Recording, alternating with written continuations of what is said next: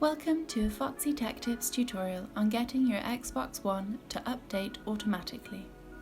If you find this video helpful, please consider subscribing to my channel and liking the video. Launch your Xbox and sign in to your Xbox Live account. Now click the Guide button on your controller to bring up the Guide menu. Move to the right until you get to System and then open Updates and Downloads.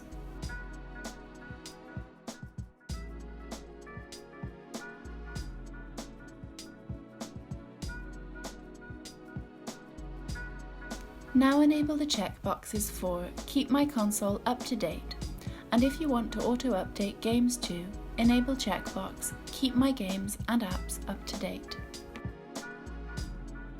Your Xbox will now automatically update, and that draws an end to this tutorial. Please like the video if you found it helpful and subscribe to Foxy Tech Tips for more Xbox tips and tricks.